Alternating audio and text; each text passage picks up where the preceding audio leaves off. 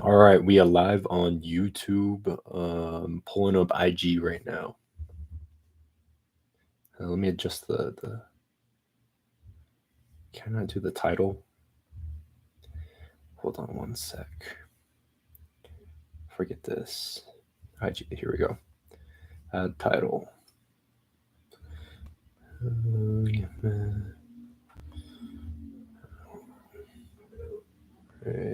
All right.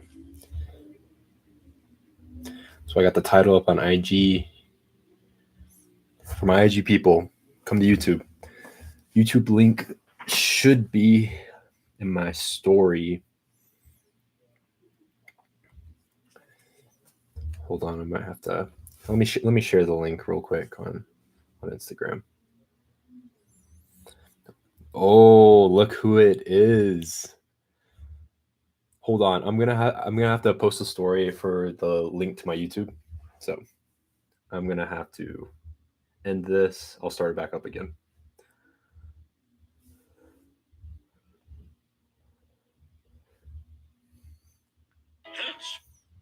All right, let's add this.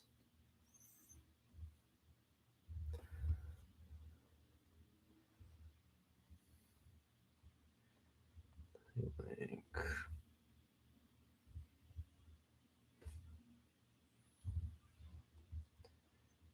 All right. I'll probably just edit this out of YouTube.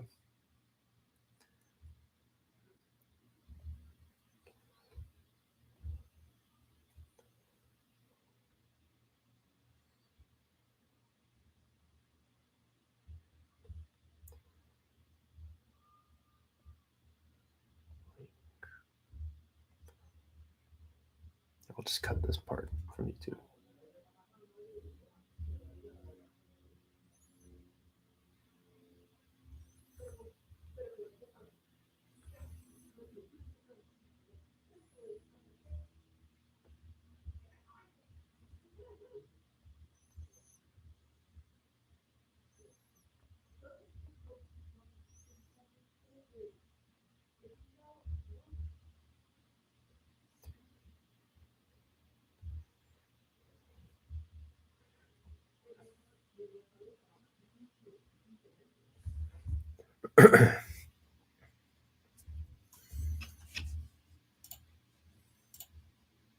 Always got to just remind myself that I need to have everything set up on Instagram. It's a lot faster on YouTube because I can just hit go live.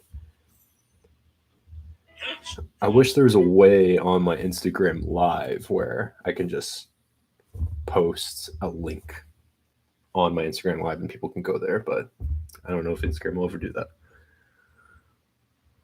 All right, let's go live.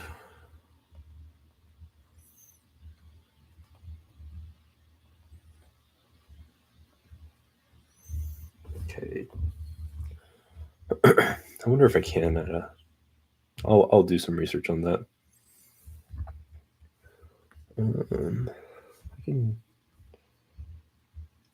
share my screen.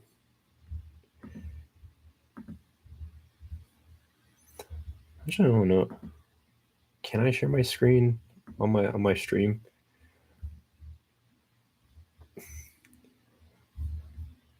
I thought I could. I should be really upset if I can't.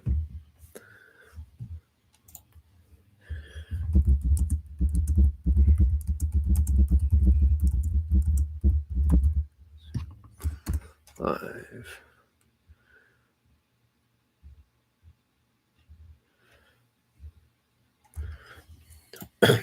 Anyway, I thought I could. I'm actually pretty upset that I can't. I could have sworn there was a little button that said share screen. Oh, and I'm not talking to the mic, so that's another problem. Yeah, I guess I can't. Or at least not in what I see.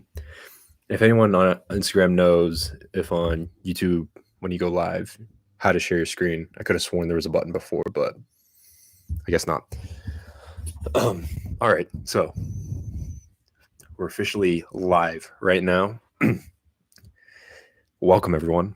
And for anyone that's going to join or watching this later, what's up to you? How you doing? How's everyone doing? Hope everyone's doing great. Friday, I got my Hawaiian shirt on. Hawaiian shirt Friday. I might make that a thing. I used to, when I was a little bit in high school, senior year, and then a little bit my freshman year in college, I had this thing. We would do Hawaiian shirt Fridays, of course, but I would do these bucket hat Fridays or bucket hat Wednesdays or something like that. Those are pretty fly. I don't wear bucket hats too much nowadays, but I should bring it back. I should wear some more. I don't know. What do you guys think? Let me know in the comments. But today's topic, a little bit more somber, is very important. Definitely very important. And I think something that should be talked about more. Thus, I'm talking about it, going live about it. But I recently came upon an article, and I'm going to try to do more since I'm putting out more content. As I look through the news a lot, of course, I'm a finance guy. I can say finance now because I graduated, got my undergrad. Supposedly that was the thing. So it makes me sound like a snooty finance guy, but hey, I'm going to take it. I earned it. But I look at the news a lot, especially Wall Street Journal. Obviously, I'm paying attention more to politics just because that does affect the markets. And I'm back on Twitter, so I'm getting a lot more updates live, kind of more up-to-date lifestyle per se. But when I'm not working, of course. When I'm working, I'm kind of in focus mode. But I'm looking at a lot more articles, a lot more what's happening on the news nowadays. And it's kind of sad. I mean, you look at the news nowadays. I mean, it's been like this for the past five-ish, even like decade. They put out all the negative stuff, and obviously that gets headlines. So there's a lot that we don't see that is good in the world, but more and more the world is definitely getting worse. I don't think anyone can disagree with that. But there was this article on the Wall Street Journal. Unfortunately, I can't share my screen, or else I would have shared my screen. I'll figure out how to share my screen for future lives. But luckily, I have it pulled up on my other computer. Right here, Wall Street Journal. Young Americans are dying at alarming rates, reversing years of progress. And I posted it on my story the other day. I was curious on if people were surprised. There's a graph on there that shows, I think in the past, it's right here. I pulled it up. Cause of death in Americans ages 1 to 19 per 100,000, and it's since the year 2000. So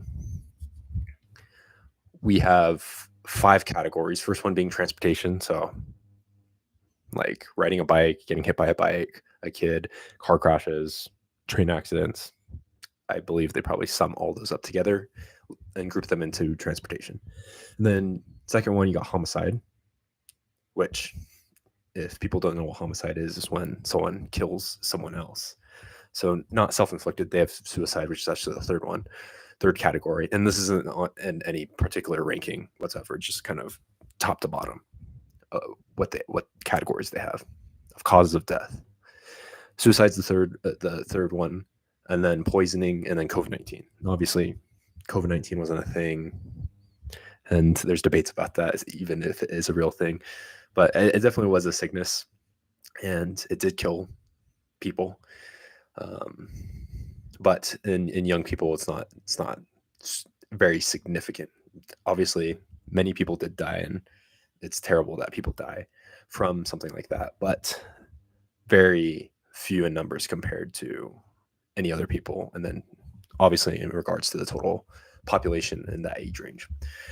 But I believe in the year 2000 there were 1999, 10.64 transportation deaths per 100,000 kids in this one, ages 1 to 19. So obviously car accidents, transportation accidents were the number one killer of kids ages 1 to 19 in the year 2000. And homicide, it was 3.77 per 100,000 people. Suicide, 2.44 per 100,000 people.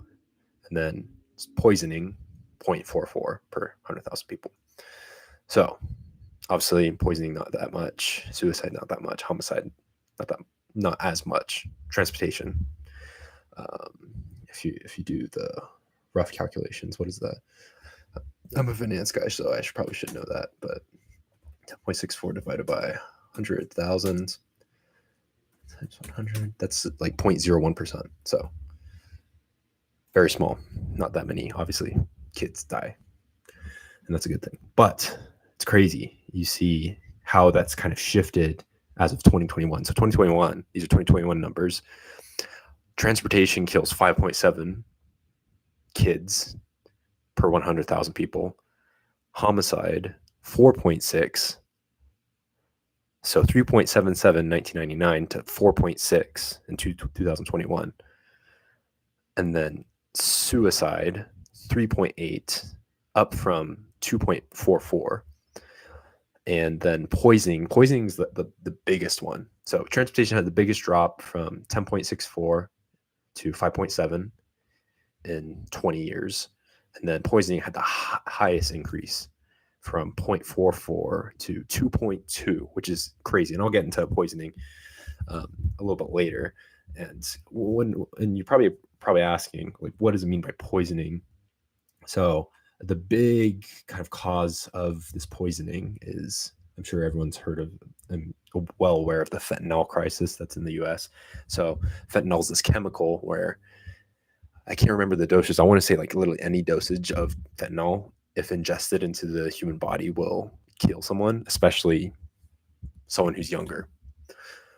But typically what people are doing is they're lacing this fentanyl, this chemical compound, into drugs such as like marijuana, cocaine, and other drugs that people typically use. So I mean, that's why there's this crisis going on, because people are lacing it into these drugs, and people are using these drugs to get high, and ends up killing them. So tons of people are dying, not necessarily from overdosing on drugs, because I mean, you can't really overdose on marijuana, but have a little fentanyl in it, then yeah, unfortunately, it's not looking good for you.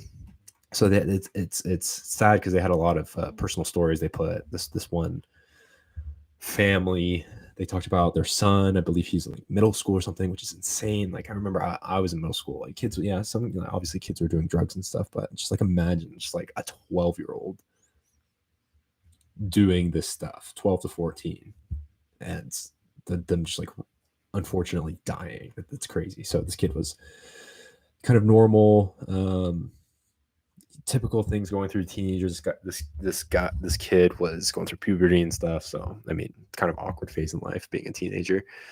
Actually, this kid was 11. That's crazy. He's from Texas. And it's crazy how much stuff has kind of peaked, and like mental illness, depression. I'll get into all that stuff after I cover a couple of these articles. But I guess COVID was kind of the thing that, at least this specific kid, kind of got him into other ways of kind of coping, because kids didn't have human interaction with people, and they're just stuck in their homes, maybe playing video games, and they're just isolated, which is not a good thing for a kid being 11, 12, 14 years old. And yeah, this is a pretty normal kid. Then I believe he kind of like got in the wrong group. His parents thought he was okay, and then one day they just found him dead in the morning, because they found him with some drugs. I think he previously did use drugs before that they were aware of, and they helped him to stop, but I guess he got some more, and then this batch had fentanyl and killed him, unfortunately. And I won't go through this entire article. If anyone wants the link to the article, I'll put it in the description of the video. It's a really interesting read. It talks. So that's one of what the main cause of all these poisoning deaths are: drugs, and specifically these drugs, somewhat seemingly quote unquote unharmful drugs, being laced with stuff that is lethal and kills people. So it talks about the poisoning, talks about violence, and it's sad. And I mean, the big news right now is school shootings, and a lot of these kids are dying. And I'll kind of go into a little bit about these school shooters, kind of similar characteristics they've found in all of them. Obviously, they're not necessarily mutually exclusive, and because you have some of these symptoms doesn't mean it translates into you doing that terrible act, but there are obviously some commonalities. So I'm actually going to go to, I really I could share my screen, but there is a website I'm going to put in the link to the description as well. It is a world life expectancy like calculator database, which is actually really awesome. So I was looking at kind of like number one causes of deaths in different age range. So obviously kind of my audience is towards like teenagers to 20s, 30s, maybe even 40s. I'm not sure exactly, but I'd say it's anywhere from like 18 to like 30 is my target demographic kind of right now. So if you look at cause of death, unfortunately, there's no way I can filter it or just 18 to 30, but there's 15 through 24 and 25 through 34. For both sexes, both male and female, number one cause of death, like we talked about earlier in the Wall Street Journal article, is road traffic accidents, so transportation. Number two, poisoning. Number three, homicide, suicide, COVID-19, other injuries, and then kind of goes down from there. Other disorders and different diseases, and it breaks it down. But it's interesting when you look at like male versus female. There are far more male deaths than female deaths, definitely. And if you go female, number one is road traffic accidents for ages 15 to 24. If you go to male only, it's homicide, so violence, and then suicide's super high in males. And then road traffic accidents is third, and then poisonings is fourth. So if we jump to the 25 to 34, number one for both sexes, both male and female, is poisonings, suicide, road traffic accidents, homicide, COVID-19. And that's kind of the list down from there. Female, it's actually crazy. I forget. Let me see. I don't know exactly what these numbers are. Oh, I think these are actually numbers pulled from the CDC itself. So I think these are accurate numbers. So yeah, from poisonings in ages 25 to 34, like 23,000 people, 8,000 suicides, or 9,000 suicides, roughly 9,000 road traffic accidents, homicides, nearly 8,000. For female, the top number one cause of death, ages 25 to 34, poisonings, 6,000. And then you go to male, poisonings is 16,000, almost 17,000. That is insane. Like 10x female is male. So that like obviously the first article is about like both sexes, but I think obviously we can see with the numbers, it's generally more male young men that are dying than female, and we need to find solutions for it. What's happening? What are the causes of it? And I'll hop on into that a little bit more. But poisonings, number one, almost 17,000, suicides, 7,000, road traffic accidents, 6.6 thousand, which is way higher. Well, granted, guys are typically more aggressive when driving and stuff like that. Homicide, 6,000. It's insane, these numbers. Yeah, I'm actually shocked. I've looked at this before, but now I'm looking at it again and I'm like, wow, that is insane. Yeah. Let's see what's next on the agenda. So I talked about a little bit about school shootings. So homicide, that being a large part of it. And right now, the big topic is school shootings. And the FBI actually released kind of a study they did. So if you literally look up characteristics or common traits or characteristics of school shooters, first thing that pops up is an FBI study. Again, I'll put this in the link in the description. Very actually interesting. So I'm kind of jumping to the part they have a kind of forward and explaining it. I went straight to the findings. So I obviously read a little bit of the beginning part, but I went straight to the findings. It's on page 21.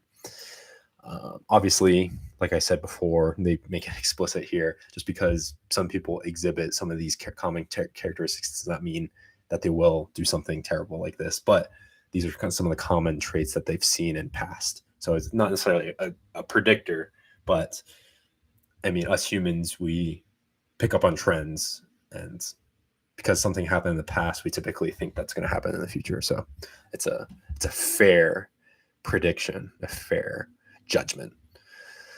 So kind of then they separate this out into, I believe, 4 different, what they call prongs, maybe 5 different prongs. First one is the personality traits and behavior.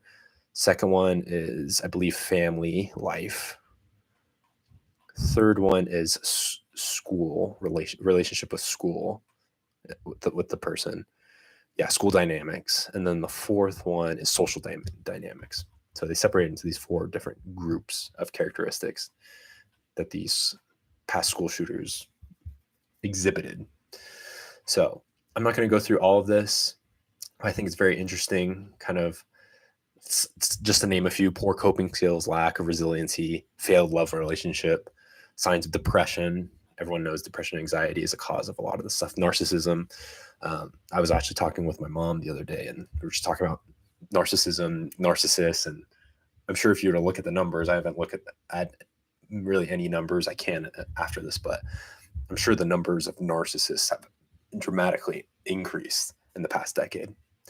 Alienation, dehumanizes others, lack of empathy, attitude of superiority, exaggerated or pathological need for attention, externalizes blame, masks low self-esteem, anger management problems, intolerance, inappropriate humor, seeks to manipulate others, lack of trust. I mean, it could go on and on. Closed social group.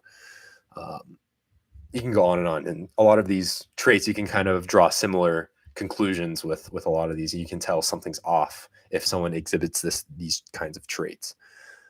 Negative role models, family dynamics, obviously troubled home, troubled parent-child relationship, lack of intimacy with your family and your parents. School dynamics,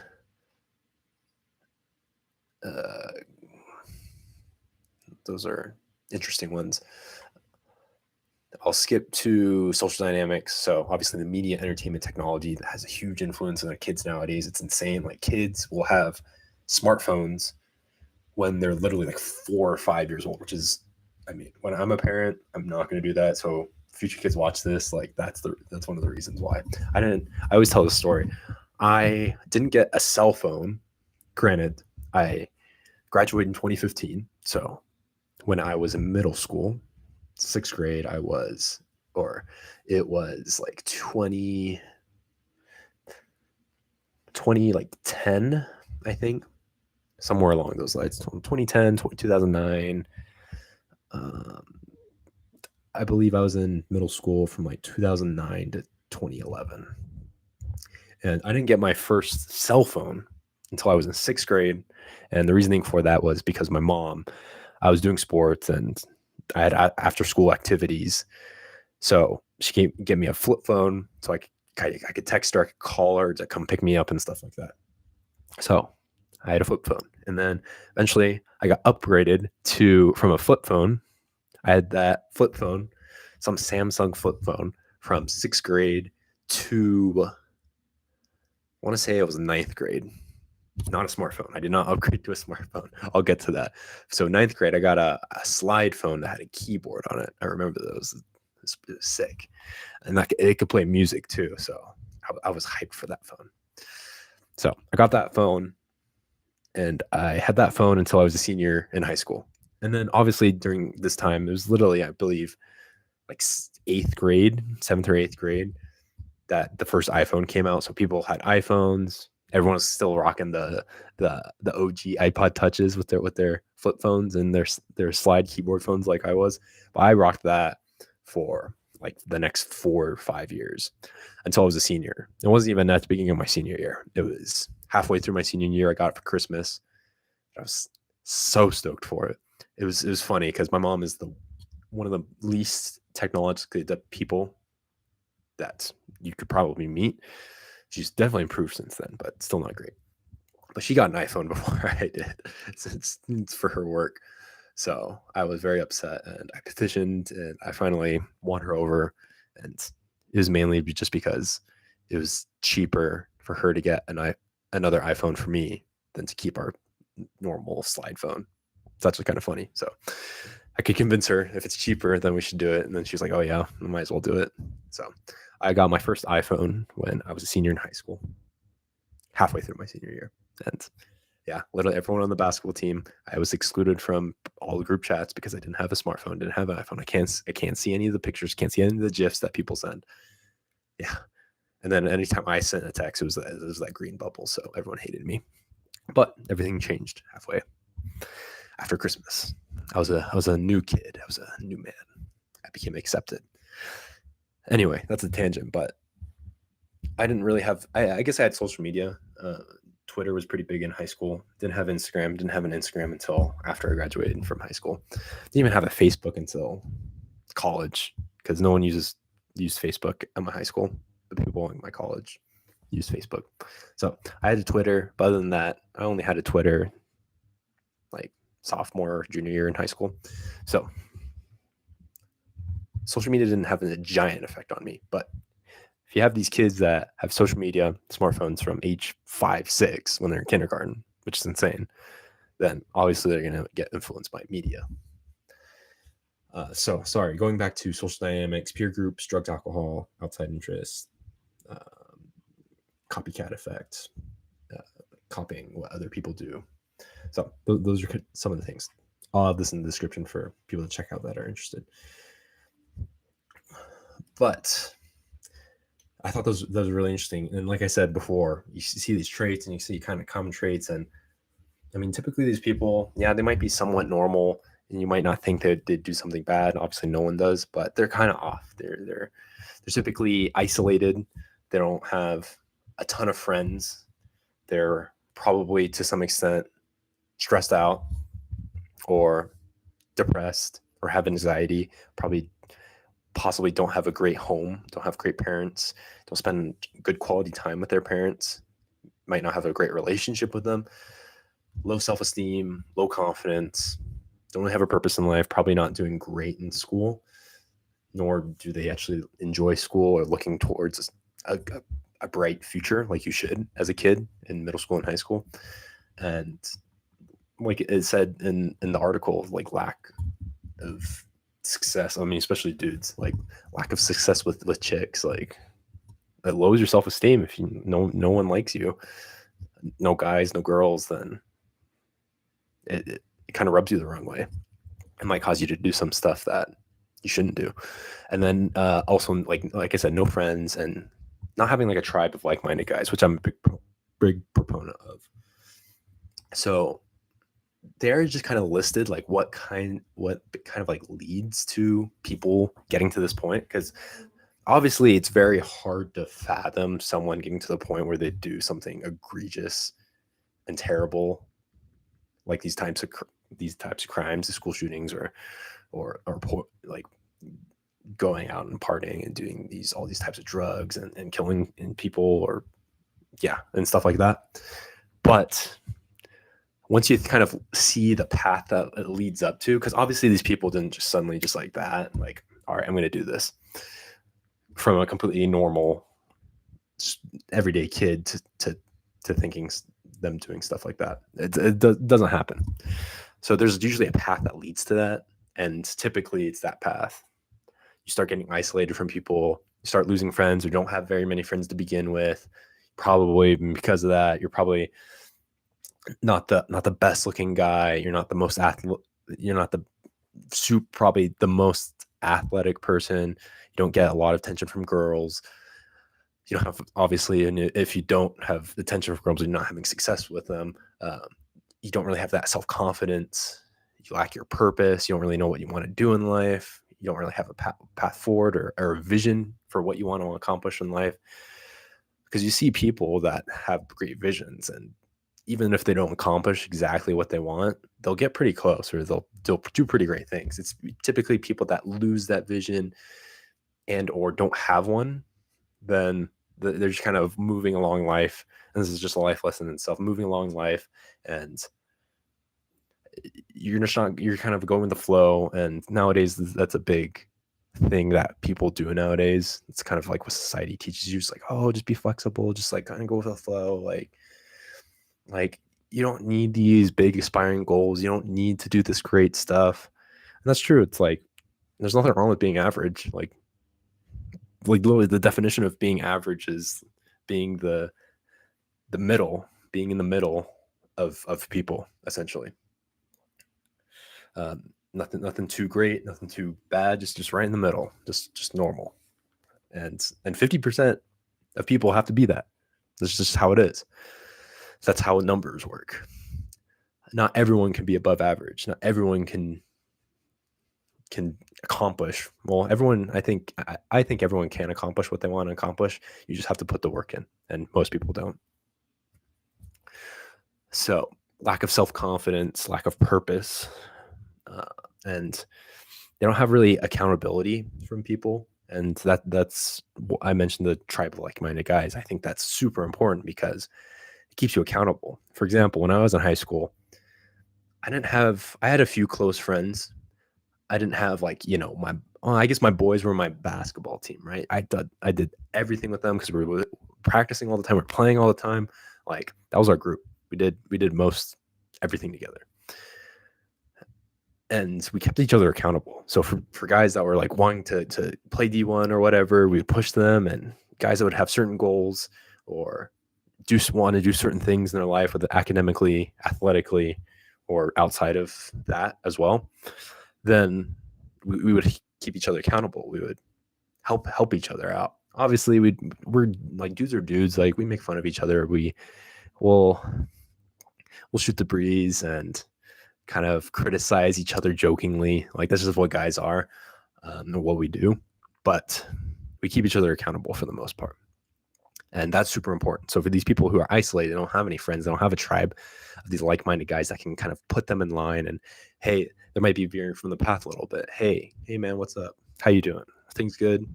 If things aren't good, like let's talk. Like I want to help you through this. That's what this tribe does.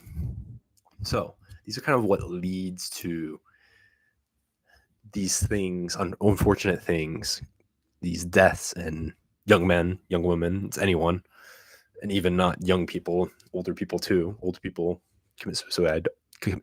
Older people get sick and die. Older people take drugs and get poisoned. Like it happens. So I think this is specifically for the young men, but I mean, anyone of any age, whether you're 40, 50, 60, 70, 80, you can take something and learn from this. But what's the solution? So there's a lot of kind of ideas of what the solution is. I mean, obviously school shootings, the big one is ban guns, which I don't want to get too political, but I don't think guns are necessarily the issue. I do think there can be a little bit more obstruction or obstacles in obtaining a firearm, and maybe instituting some sort of classes in order to qualify to get one. But overall, I'm a big proponent of people having guns and having that freedom, because it's literally what our country is based off of. And I don't trust our current government if they took all of our guns at all. So that's one solution that people are proposing, which honestly isn't a great solution.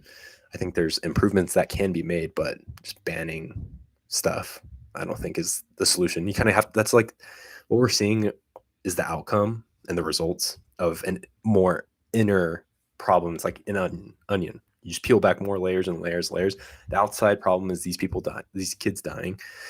The inside problem are like, all right, what's causing it? Like what's leading up? So people aren't just, like I said, just going to do this stuff like that. There's usually a path that leads to that. So whether that be like better parents, better role models, better parenting, like I said, if the house is kind of tumultuous and chaotic, then the kids aren't going to grow up in a loving environment. And obviously everyone doesn't have necessarily the privilege to live like that, but that's why we improve and get better. So it doesn't happen in the next generation when us young people, as Gen Z and millennials, become parents. So become better parents, have better role models. I think having a good father figure in the house is super important. And whether that's an actual father or an uncle or a grandpa, or even a religious leader, a bishop. I know for me, my bishop played a big part in my life, especially as I was later on in high school. Parents divorced and everything. It was a tough time, but because of that, because I had good support, good father figures, good role models, and I love my parents, and they're very great parents, and luckily I was able to overcome that. And honestly, people say, like, when bad stuff happens to you, it's like, would you change it? Honestly, I wouldn't, just because I wouldn't become the person I am today if it didn't happen. So 100% like would go through today to become the person I am today.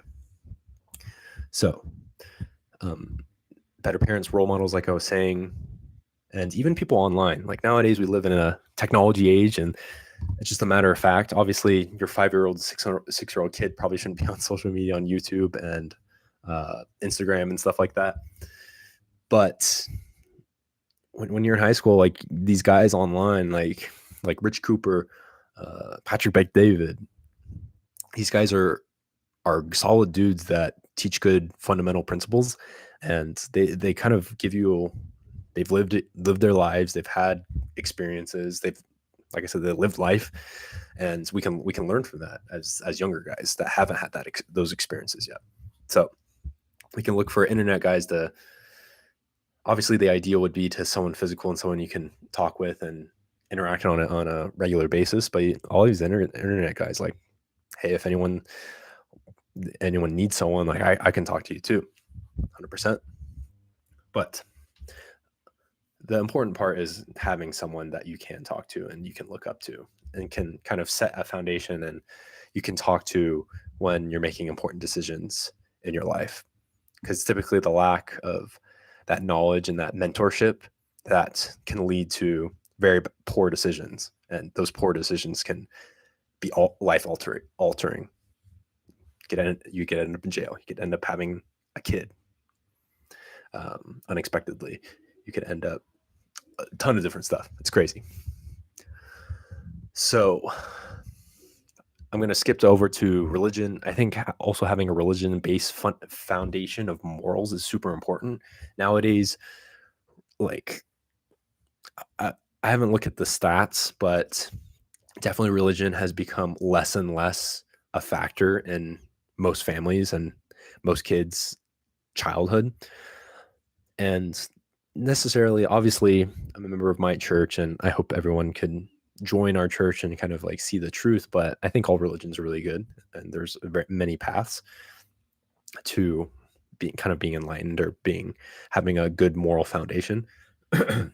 I think at least something needs to be established for kids. Like, for example, my brother, he doesn't go to our church, but he goes to a church, takes his kids to church. They learn about Jesus. They learn about loving God, loving others, being honest, not stealing, just the typical base moral foundations. And I think that's 100% necessary, because there's a lot of kids that grow up in households where religion is not a factor, and obviously they teach you to, like, yeah, be a good person, but it's not like, not necessarily rooted in anything. It's just be a good person, just to be a good person.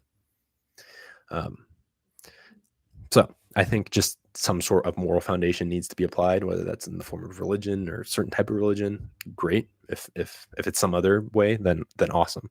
But if nothing's taught, then the cracks are going to be filled with other people's influences and what other people teach. The world and social media and the news will fill in what the parents don't establish in the home, 100%. And typically the stuff that comes from social media, the outside world, not very good.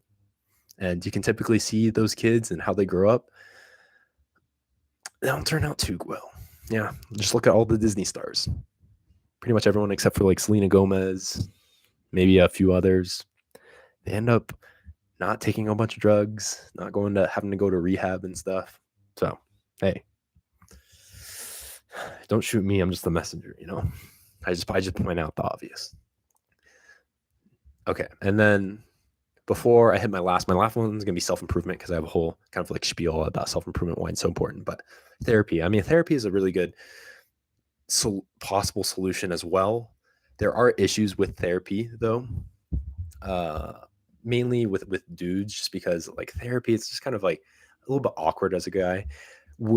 Women and females are just naturally, they like to be heard, they like to speak, they like to vent. And I'm not saying that guys don't like to necessarily do that stuff and don't need to do that stuff, but guys just work biologically different. Our brains are different, are wired differently.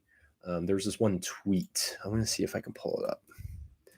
It was a tweet from Chris Williamson. I'm a big fan of him. He does Modern Wisdom. If you look him up on YouTube, I'll tag him. And so I retweeted it. It was Chris Williamson's tweet, but it was from this guy named Adam Lane Smith, who is a kind of like a relationship attachment specialist, counselor and teacher and coach. And he has actually really good stuff. So I would actually watch their podcast. It's Modern Wisdom, and he interviews and talks with Adam Lane Smith, this guy. And the guy actually has really good stuff to say. I might start following him as well. But his tweet says male depression is nearly always a result of learned helplessness, but health providers treat it like female depression and try to make men feel loved instead of powerful. And that's the big difference between dudes, like men and women. Women like to feel loved and like to feel heard. Guys like to feel empowered and needed and respected. It's very different. And this is obviously generally speaking. Case by case scenario, obviously there's different people that need different things, that respond to different things. But generally speaking, guys want to be respected and needed. Women want to be loved. And unfortunately, like with therapy nowadays, and granted, I've never really been to therapy, so I don't have anecdotal evidence of this, but based off of what I hear, it's very much of making you feel loved, and you go through a session and like, okay, I feel heard and stuff. But like guys are different. We're kind of wired to solve problems and to act on stuff rather than just to be heard. So these guys will go through these therapy sessions and they'll be like, okay, this is great. I feel heard. Okay, now what? And the therapist doesn't really have a solution for them, because guys are looking for a solution. Women are typically not looking for a solution. They oh, I feel better. I feel loved. Like, I feel all good. I'm ready to go about my day or about my week. Guys are left confused. It's because we need a solution to our problem. And that solution is self-improvement and the feeling of being needed and providing value to people. If you ever watch all these different podcasts, I love these podcasts and I learned so much from them. I hope to continue watching them, and I encourage all of my audience and all of you and all my followers to watch them as well. I retweet them. I post them on my story. They're awesome. And there's this story that a lot of them talk about. It was in World War II. So World War II was terrible. A lot of people died. A lot of people fought in the war as well. But I forget what country. I want to say Germany, but don't quote me on that. It was some country. They had this insane asylum, which they didn't know what to do with these. I think they were all male. So these clinically insane people, men, they didn't know what to do with them. This war was going on. They needed people to fight, and they gave them something to do. So initially these guys were insane. They were depressed, and they had all these mental health issues. And then the time of need came, and I believe they needed people to drive ambulances and carry wounded soldiers back to the hospitals. And they gave them that task, and they were very proficient and great at the tasks, and they were able to do it without any problems, supposedly. And the kind of like the moral of that experience is, these guys, they didn't have a purpose. They weren't really needed before. They're kind of shunned by society. But as soon as there was a need for them and they could provide some sort of value, they were able to do that. So I thought that was pretty cool. I should have brushed up on the actual story. I could have butchered it a lot. So definitely call me on the comments if I got that totally wrong. But that kind of portrays the biological need for us dudes to be needed, to be respected, and to act and to solve stuff and be the solution to problems in the world. And that leads to my final point, kind of like what the solution is. I'd say, generally speaking, the solution is self-improvement. If you've ever heard of this guy Hamza, he's like the number one self-improvement guy. Like, I love a lot what he said. What he says, I don't agree with everything he says. I think he's over dramatic on a lot of stuff, but I think if you can make yourself kind of like level yourself up to the best version of yourself that you can be and provide value, not only for yourself. Obviously, it's great to get jacked, go to the gym, to make a bunch of money just because you can live this great lifestyle and you can look shredded and you're just huge. And it's very satisfying, 100%. That's why I go to the gym. But it's the journey and the process of, hey, I started off like, I remember in middle school, even high school, in order to be on the varsity basketball team, you have to at least bench 200 pounds. And me being the skinny Asian kid, I was relatively strong for how big I was. I wasn't that big, and I was pretty skinny. I think I was like in high school, it was like 5'11", 5'10", a buck 40, maybe 150, something like that. And I bench 200 pounds. So majority of people can't bench their own body weight, which is actually pretty insane. But I digress. So I worked really hard. Eventually, my junior year came along. I was able to bench 200 pounds, barely, but I did it. Which honestly, not looking back on that, is like nothing. Nothing now. My max is 345. So, and granted, that's after years of hard work. And I'm natty, never taken anything. The only thing I take is creatine. So, still natty. Plan to stay natty forever. But it's just the process and the journey. Like, I love posting my fitness stuff just because I can see where I was at, even during COVID when gyms were shut down, didn't really work out. Like, yeah, granted, my body was probably better than a lot, like 50, 60, 70% of the world population nowadays, because it's like 3 out of every 4 people are overweight, and like 50% of people are obese or something like that in the US. It's insane. Like, we need to fix that. Come on. It's not that difficult.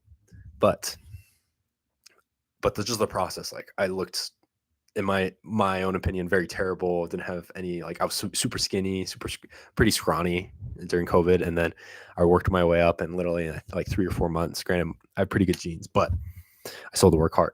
3 or 4 months, I was able to get back having abs, the shoulder line that everyone obsesses over, pretty decent chest, and then kind of like where I'm at now, right now. It's just been years and years of progress, and it's very satisfying. And even if you reach your goal, it's like you enjoyed the process, and the goal is to enjoy the process more than the end result. Because if you do stuff for just the end result, obviously the end result plays a part. Like, who doesn't want to have like 6-pack abs? Who doesn't want to make $1 million, be a millionaire? Who doesn't want to travel the world, right? But it's the process along the way of every single day being consistent, working your tail off, and being to say that you basically you earned that end result, and super satisfying. Like, there's this quote and this story that Andrew Tate, Top G, always talks about. He's like, people who are born rich will never be satisfied with being rich because they never at one point in their life were poor. But it's the greatest moments are when you're poor and then you become rich, and then you look back at being poor and you're talking about it with your friends or your brothers or whoever that you got rich with after being poor. It's like the best feeling in the world. So 100% agree with that. Not at that point yet. I don't know if I'll ever get to that point, but I hope I do someday. If I work hard enough, keep working, then I definitely will. So self-improvement and money, looks, status, game, frame, the 7 spokes that Rich always talks about, that I've talked about in my past men's value tips. It's just enjoying the process, and you enjoy the process, you get to the end result, and then you have this great feeling that you earned that result. And the cool thing is it's a constant journey. It never ends. So some people are kind of daunted by that. People will go on diets to, oh, I'll drop 20 pounds and then I'm done dieting. But it becomes a lifestyle, and that's the cool thing about it. And you just stack these experiences, you stack these wins. It's like David Goggins always says, he has this cookie jar of the hard stuff he does. And every time he does a hard thing, he puts in that cookie jar and puts it up on the shelf. That way, whenever he runs into something that's as difficult, maybe even slightly less difficult, even more difficult, then he can go back to that cookie jar and he can pull out the hard stuff he does. And once he sees how many hard things he's done in the past, he can be like, oh, this ain't anything. Like, I can do it, no problem. So that's why I do some of the hard things that I do. And I hope to teach my kids and instill that in their minds as well. And with all of you, I want to thank you. That's kind of what I had for tonight. A big punch, mic drop on the self-improvement part. And yeah, be sure to subscribe to my YouTube. I know I'm going live on Instagram right now, but the link to my YouTube and the video itself on YouTube is on my story, and I will put links to all the articles that I put. And as with everything, trying to help you guys become stronger, smarter, healthier, and wealthier. So to that, I wish everyone great Friday night. Have fun, and don't do anything too crazy. Improve yourself. How about that? All right. Catch y'all next time.